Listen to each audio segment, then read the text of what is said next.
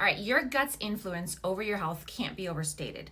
The trillions of microbes located in your microbiome are the manufacturers and managers of how you look, think, and feel. It literally makes up 80% of your immune system, produces large amounts of that happy neurotransmitter serotonin, and contains 10 times more bacterial cells than you have human cells. Crazy.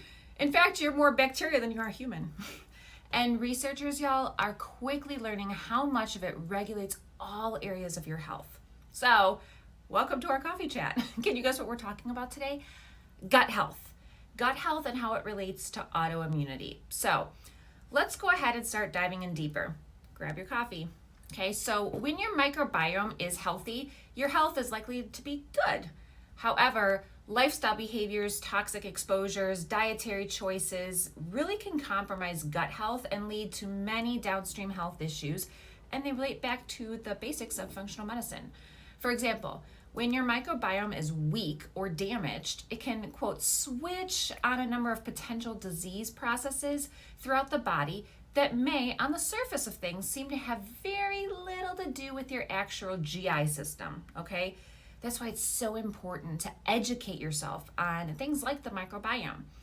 By doing so, what you're doing is taking back control of your health. It's your body, y'all, okay? So we're gonna learn more about what happens when your gut is unhealthy, what causes that poor gut health, and natural ways to heal your gut, okay? So get ready, because this is gonna be your definitive guide to all things gut health.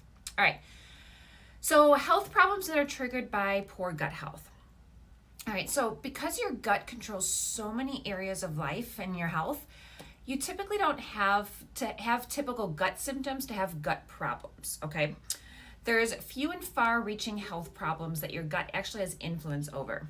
Like one, autoimmune conditions, okay? As of now, there's about almost 100 actually recognized autoimmune conditions, and there's about 40 other diseases that have some kind of autoimmune component. So since your immune system, resides mainly in your guts, it's no surprise that a damaged microbiome and leaky gut syndrome, those are preconditions for autoimmunity, y'all, okay? I mean, most of you listening or watching are probably dealing with some kind of autoimmune condition, right? Yeah. The second one is mental health disorders. Guys, that gut and brain axis that links to your gut and brain, that vagus nerve, the gut is referred to as a second brain, okay? An unhealthy microbiome in your guts has been linked to so many mental health conditions like anxiety, depression, and ADHD. Again, anyone dealing with at least one of these, right? So you probably know someone who is, so check your gut, all right? Third one is poor immune health. Now, we all know people who are sick like every other week in some manner, right? I know I do. Well, the opposite of autoimmunity, an overactive immune system, suppressed immunity is usually gut related too. So if you find yourself sick often, you're gonna wanna support and improve your microbiome health, okay? Chronically low immune system health can be largely due to imbalances in your microbiome, especially when it's due to an overgrowth of like bacteria, yeast, or fungus, maybe a parasite, right? Fourth, heart disease, the leading cause of death in America. Maybe it dropped to 2, I don't know, but guess what? Guys, it's completely curable. In the National Library of Medicine, they actually stated that scientists recently discovered a link between the microbiome and cardiovascular disease. Whoa. Here's the thing. Certain bacteria in the gut produce TMAO, which is linked to a higher risk of heart attack and stroke. Now, it's still kind of unclear which microorganism produces those excessive levels of that TMAO, but researchers are hoping that in the future, manipulation of the microbiome, species in there, can actually help the prevention and the treatment of heart disease. Yay! Then you've got type 2 diabetes. Guys, this is an unreal yet chronic degenerative disease that has recently been linked directly to microbiome disturbances. Y'all, I mean, there's currently more than 380 million people that live with type 2 diabetes globally, and this number is drastically expected to increase to about 550 million by 2013. And once again, guys, it's curable, and it's directly related to our dietary pattern and sedentary lifestyle, right? Sitting's the new smoking. Come on, y'all, move it. Then we've got skin conditions. Oh, those skin conditions like acne and psoriasis and eczema, they all have microbiome and inflammatory autoimmune components to them. Guys, for many of you, the missing link to healing your skin issues is healing your gut, okay, through foods, pro and prebiotics, and overall lifestyle changes. Are you seeing a pattern here? I know I am, okay? Then you have weight gain and obesity. Did you know there's actually something called weight loss resistance? Weight loss resistance and obesity have been linked to an imbalance in bacteria in the microbiome. There's been studies done in mice that found that overweight mice actually had a higher number of a certain bacteria, while thin mice had a higher proportion of a good bacteria. Crazy, huh? Then there was human cases where that beneficial bacteria was found to support weight loss in women specifically. The microbiome factor, guys, may turn out to be a key component for people who are seeking to lose weight because their body's been holding on to it for so many years, all because of gut issues. Then you have acid reflux and GERD, okay? So many, millions of people actually suffer from acid reflux or the more serious GERD. And these problems, they have a correlation with the microbiome dysfunction called SIBO, okay? It's crazy. Then you've got asthma and chronic sinus infections. So many of you have come to me recently about asthma in yourselves and children's chronic sinus infections from when you were a child. Dysbiosis, which is an imbalance of microbiome bacteria and an overgrowth of specific bacteria, has been shown to be a frequent underlying culprit of asthma and chronic sinusitis. Okay, guys? Y'all, these are stem from the things that we eat in our childhood and throughout our life, okay? Then you have constipation and diarrhea. This is probably pretty obvious and is digestive, so it doesn't go exactly like on our list, but I really want to talk about it because there's been studies done that have shown that there is significantly lower amounts of bacteria, Prevotella, and increased levels of firmicutes in constipated patients. How many of y'all have dealt with constipation, okay? Interestingly, the conventional probiotics that people took did not decrease the microbiomes of the constipated patients, which suggests that we can't always supplement as a solution, okay? Many of us just want a pill, right? But we can't always do that. So what does cause gut health? Guys, everyone's microbiome is unique. It's kind of like a fingerprint, right? A little fingerprint. But there's certain aspects of it or certain elements of it that can cause trouble for most of us. While each one of us is so different. Thank you, Jesus, right? There are these top lifestyle and medical contributors are part of an unhealthy gut. First, poor diet. Like it or not, food can either fuel our health or fuel disease. And we speak so much about that here on Designing the Best You. One of the most common way that food fuels disease is by damaging the balance of our microbiome. I know we all love this and we love our foods dearly, or we know this and we love our foods dearly, but I want to repeat myself. Processed and sugary foods are the most obvious culprits because they feed the more pathogenic types of bacteria, such as like Candida, but underlying food sensitivities and intolerances to so-called healthy foods can also lead to gut damaging inflammation, like eggs, okay? I long to have eggs again. I even tried gut eggs after 5 years of not having it, but my gut just didn't want anything to do with them. I got brain fog again, some gas, kind of felt drained, okay? Grains. Those are another common example. Even gluten-free grains, guys, and whole grains, they have special sugars that bad bacteria and fungi love to consume, and that contributes to inflammation, okay? The best diet isn't always obvious, and I know that sucks, right? And it depends on your own personal microbiome makeup, genetics, and lifestyle. Then we've got medications. While medications may be necessary for conditions, now keep in mind, many people take them unnecessarily because they don't want to do their research or they want a quick fix. But even the ones that can help you have side effects. Think about it. Have you actually educated yourself on what they are? Like, one of the most common side effects of both prescription and over-the-counter medications is compromised intestinal barrier. Basically, in other words, medications can really make your gut more permeable, leading to that leaky gut syndrome. Think of like a coffee filter. You put it in, and if it's got holes in it, those grinds are going to come through in your coffee cup. Ugh, yuck, right? So a few of the most notorious culprits of the medication side effects are like antibiotics. Now, they can save lives, absolutely. But frequent use and overuse of these drugs actually kill your gut bacteria because they can't distinguish between good and bad, okay? With more the good guys gone, that pathogenic bacteria and fungi actually takes over. especially if you're not making efforts to restore the balance through probiotic recommendation is always fermented foods such as kimchi and sauerkraut. Then you've got the non-steroidal anti-inflammatory medications like ibuprofen, naproxen, aspirin. Those all relieve pain by blocking enzymes, but this also inhibits it from doing an important job of protecting that stomach acid, okay? The result can be increased intestinal inflammation and permeability. A theme, right? There's some research out there that actually estimates that 65% of people who consistently use those have intestinal inflammation and 30% have ulcers. Y'all, stop, okay? Here's something. If it's left unchecked, that gut permeability triggers autoimmunity. So think about the medications you're taking, okay? Then we have, third one, chronic stress. Now, we were all meant to handle stress now and then, but when stress becomes chronic and you experience these high levels of the stress hormone, that cortisol, along with, decreased oxygen delivery to your gut because of that damage, okay, it can be serious, okay? So go ahead, blame whatever you want, because the emotional turmoil of chronic stress, that directly impacts gut inflammation. I can speak from direct experience, okay, personally. Then you've got grains, number 4. The negative impact of gluten, it's well documented, right, y'all? But I definitely believe in the next handful of years that research will confirm the negative impact of all grains, including those that are gluten-free, y'all, okay?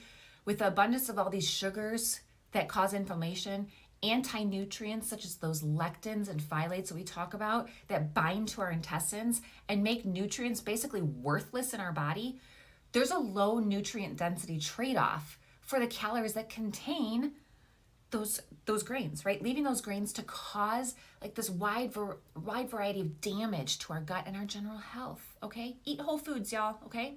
Then you've got 5, autoimmune, right? That's what you've all been waiting for. Chronic inflammation, as you guys know so well, can destroy the integrity of your gut lining and cause undigested food particles and those toxin byproducts of digestion to leak out into the gut in areas they weren't meant to be, y'all, okay? This can cause your body to just mount this attack against perceived invaders. It increases the pro-inflammatory cytokines that destroy your gut lining to even higher levels. And it's just this vicious cycle. So what does that do? It significantly increases your chance to get an autoimmune condition because guess what? Now you have increased levels of, you guys have heard this, ANA, anti-nuclear antibodies. We all have them in small amounts, but those increased levels are not good, right? They cause lupus, all other kinds of stuff, right? Then we've got hormone imbalances. No, not just that time of month, ladies. Imbalances in estrogen, progesterone, testosterone, thyroid hormones, cortisol. They have all been linked to sluggish healing of intestinal damage. Causes, again, that it leads to that leaky gut syndrome, okay, as the chronic inflammation just damages it, causing it to be more permeable. Again, a theme, y'all. This may not explain why you might not be able to heal despite your best efforts. It might be those pesky hormones, okay? So many people need to focus on balancing their hormones. I know I did before I could successfully heal my gut. Then we have imbalanced blood sugar, okay? So when blood sugar skyrockets due to our constant carb intake or insulin resistance, compounds known as advanced glycogen end products, or AGEs, skyrocket too, and that increases our permeability of the gut and inflicts free radical damage on other tissues, accelerating aging. And I talk about aging in other episodes, no pun intended, by the way. Then you have neurological problems. Whether you like it or not, again, your gut and your brain are forever linked, okay? They were formed from the same fetal tissue while you were growing in your mother's womb, by the way, and they continue this very, very special bond throughout your life, okay? Through a connection known as the gut-brain axis, okay? And because of this really, really special bond, brain problems like depression, anxiety, autism, ADHD, stress, dementia, they all lead to leaky gut, okay? Okay, so types of gut problems, they don't always look the same. Even if your symptoms may look similar to someone else, stop comparing, by the way. Healing can only truly begin when you uncover what's happening under the surface, right? So one of those could be leaky gut syndrome. And that's where an intestinal lining damaged by years of eating unhealthy food, having food intolerances, stress, and toxins allow those undigested food particles to break through, okay? And they pass into the digestive tract where the rest of the body that just doesn't, they don't belong there, right? And so again, they sense an invader and they attack, and they have that systemic inflammation that becomes chronic. In functional medicine, that leaky gut syndrome, it's basically a precursor for autoimmune diseases and many, many other health issues. And it really requires an intervention to heal your guts, okay, and stop that inappropriate, we'll call it, immune reaction. Bacterial imbalances. Guys, your microbiome, your gut, contains a very delicate balance of bacterial and fungal species that live in symbiosis, right? Not dysbiosis, symbiosis with you. And some of those are pathogenic and can cause health problems if they're allowed to overgrow, right? They crowd out, just like when you're planting something, they crowd it out, right? And that's called that gut dysbiosis. And this can lead to all kinds of issues like the SIBO, right? Which in turn has been linked to so many other health issues, right? Anyone have irritable bowel syndrome, right? Any other kind of autoimmune disease with the guts, right? For example, you've got anxiety and depression. That's been linked to lower levels of lactobacillus and biofidobacterium longum and weight gain. Okay, ironically, when someone has dysbiosis or SIBO, when they start to eat healthier, they increase their vegetable intake, for example, it actually can increase in gut symptoms like constipation and bloating. But it's the underlying microbiome issue, not the vegetables, that's the problem.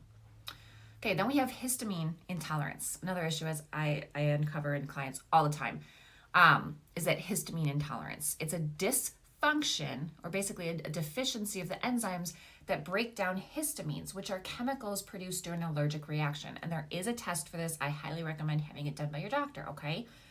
In people with histamine intolerance, foods that naturally cause histamine or trigger the release of histamine in your body, it becomes problematic. So without the proper enzymes to effectively rid that excess histamine, an overflow causes digestive problems like heartburn, acid reflux, stomach pain after eating, among so many other issues like anxiety, headaches, hives, asthma.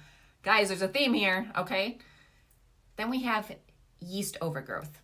Okay, we all have some kind of yeast in our gut, which is good, but things like candida, and I've had it, cause chronic low-grade inflammation and immune stress. So people already with a weakened immune system or an autoimmune condition can find candida overgrowth to be a trigger for so many other health issues, okay? So probably by now you're like, how do I get my gut healthy? Okay, well, you might suspect you have gut problems because of your symptoms. Without running labs, you're not gonna know for sure, okay? So these are the two labs that I typically recommend to my clients in order to determine if any of those gut issues are a factor in your particular health case, okay? So the first one is gut permeability labs.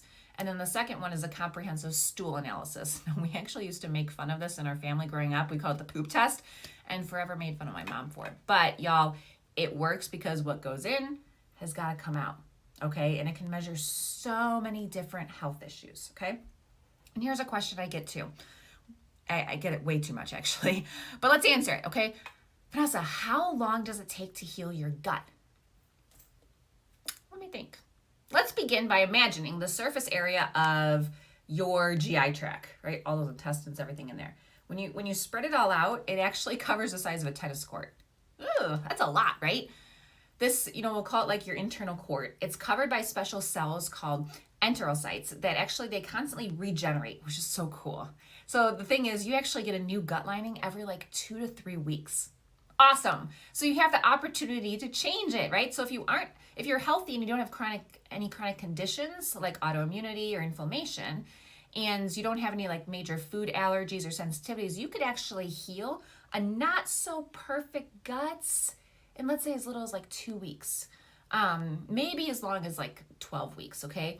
There was actually a study done from Harvard. It was published in the medicine journal Nature, found that significant changes in gut bacteria actively happened in just 3 days after a dietary change. Super cool, right? But I know, unfortunately, most of you listening and watching do have other health issues, and that makes healing a much slower process. Trust me, my PT, my physical therapist, keeps telling me and apologizing to me for my pain because of the long recovery time with an autoimmune condition. So if you have chronic inflammation, you've got Lyme disease, viral infections, blood sugar issues, adrenal fatigue, SIBO, whatever it is, histamine intolerance, candida overgrowth, whatever it is, it's going to take a lot longer to get you back on the right track. but there is hope, y'all, okay? You are what one of my colleagues calls you're on the autoimmune inflammation spectrum. So what you're going to have to come to realize is that you're going to have to heal from multiple directions to get results. And that's what I do to help you guys, okay? So what is that autoimmune inflammation spectrum? So what it is autoimmune disease, it doesn't just pop up out of nowhere. We talk about this, guys. You don't just wake up and be like, hi, I have an autoimmune condition. This sucks. No, it's that slow burn, which simmers, right? And spreads for years before you actually get a diagnosis. This means if you have some kind of inflammation, you don't necessarily have a diagnosable autoimmune disease, but you could be headed in that direction, okay? Did you know that to actually be diagnosed with any kind of autoimmune disease, your immune system has to have already destroyed a significant amount of tissue, okay? Significant. For example, like I have Addison's disease. There has to be 90% destruction of the adrenal glands to be diagnosed with it. That sucks, by the way, okay? It totally sucks, okay? The adrenal glands you need because they produce cortisol, okay? You need that to manage stress.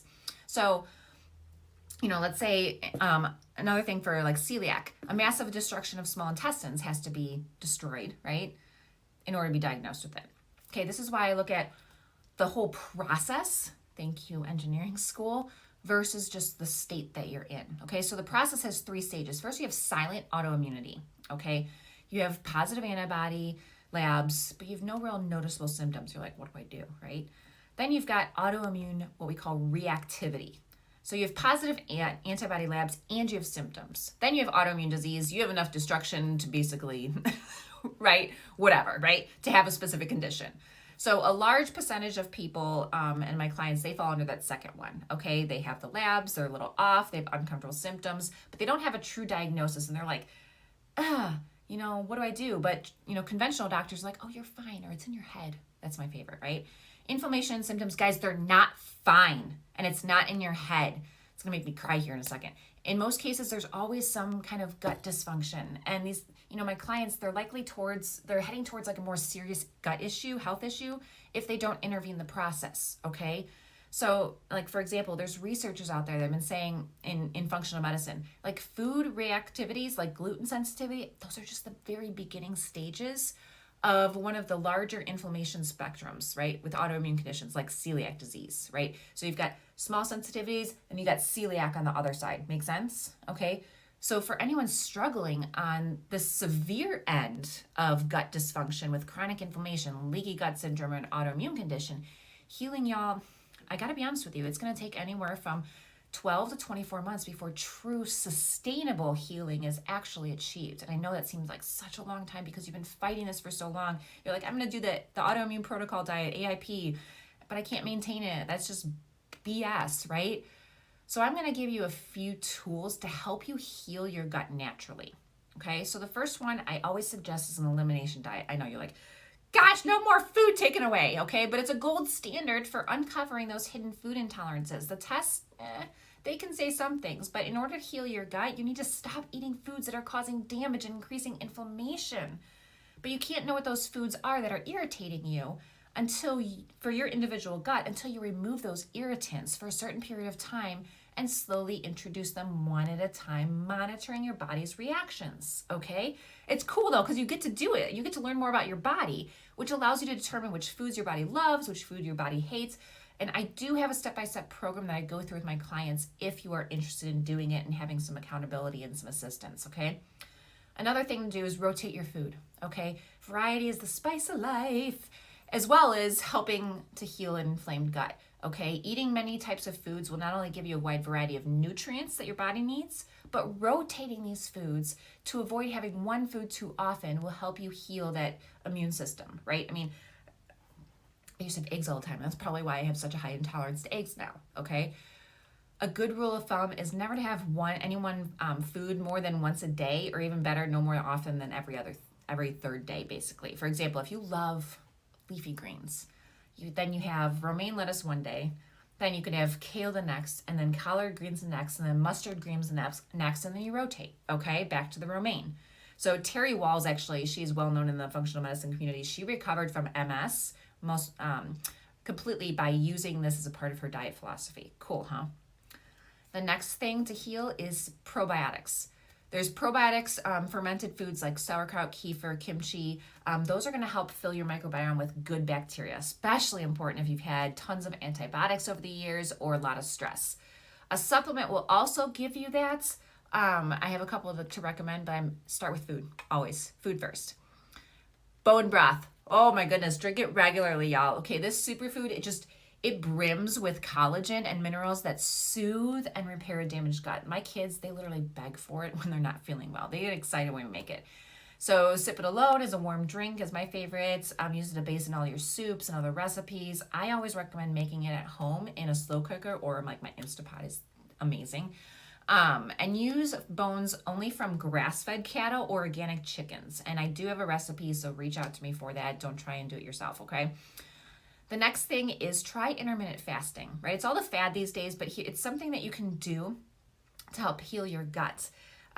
Taking those extended periods of time off actually gives your digestive system a needed break. Okay, there's many ways to do this, such as like fasting every night for at least 12 hours, right? We all can do this. Many people do it for 16, but like stop eating at 7:30, and when you wake up in the morning, like 7:38, eat again. Okay, see, there's your 12 hours. Easy. Most of it you're sleeping anyways. The next thing to do, stress, manage it. I know it's so tough. If you're feeding yourself, guys, a giant like piece of stress cake every day, all the healthy food in the world, all the supplements is not going to heal your gut. There, I said it, okay? Chronic stress, guys, oh my gosh. I know this from experience, and I'm going to cry, but it suppresses your immune system, decreases your blood oxygen flow to your intestines, and contributes to that gut permeability, okay? So making the time to de-stress through pressure-relieving activities like yoga or meditation or just resting and reading is such a huge difference, okay, in your gut health. Trust me on this one, okay? Then the next thing is eating more cooked foods. Yes, I know years ago people were like, raw food diet, okay? Raw foods, they're great. They're packed full of nutrients. But here's the thing. They're really difficult to digest, okay? So cooked foods actually decrease the amount of work your digestive system needs to do to break that food down, because some of that has been done for you through that cooking process. Even easier to digest are pureed foods like smoothies, my favorites in the breakfast, foods, pureed soup. So going easy on your digestion can reduce bloat and lead to a healthier gut. So as you heal, you're gonna be able to tolerate more raw foods, okay? Only if you learn how to chew them completely before swallowing. Okay, that's really important too. Don't swallow the whole foods. Don't rush your eating.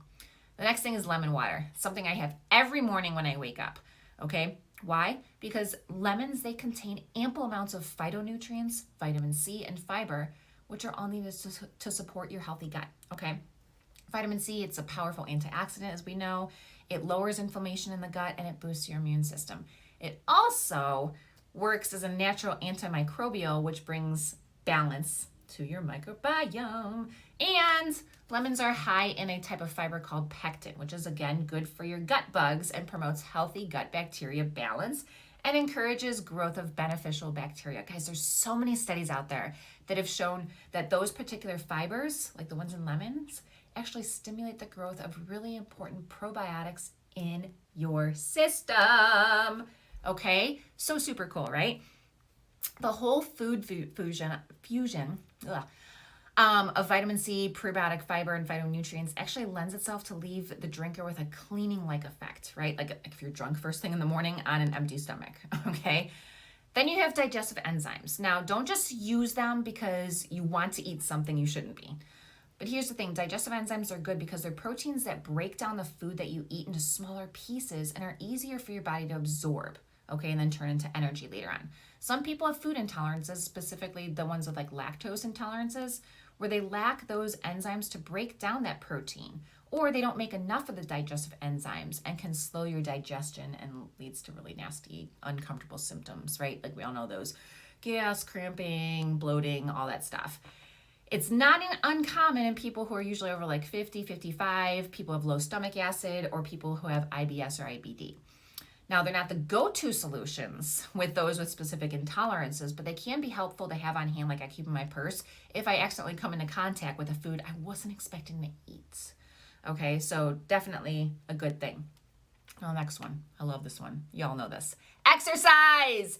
It's great for so many areas of health, but it increases beneficial bacteria in your gut and that bacterial diversity. Did you know that? So move your body in ways that are comfortable for you, that you love, dancing, yoga, whatever. You don't have to go hardcore. And I do have a bunch of workouts that you can try out. So just, guys, find me, send me a message, okay? And the last one is ginger. Guys, this has been used for thousands of years to soothe stomach problems. Pregnant women know this. To the anti-inflammatory properties. It helps alleviate heartburn, acid reflux, and here's a cool thing too. It stimulates the production of stomach acid. Whoa, right? Okay, so try adding it to more of your recipes. Cut it up, fresh ginger root, put it in your tea, and sip on it. Cool, huh? So wow, that was a power-packed coffee chat, wasn't it? I recommend going back, rewatching, re-listening to the episode, as well as scheduling a free discovery call with me to discuss your personal issues and how we can work through them. Guys, I don't want you to go through the 10 plus years that I dealt with these issues. I want you to get back to feeling better, okay, as soon as possible. My job is to help you to continue to design the best you, because you have so much to offer the world, so much. And you were created to make a difference, not live in that constant pain and exhaustion. So please, schedule a call with me. Let's get you back out there and really just showcasing the world what you got to offer.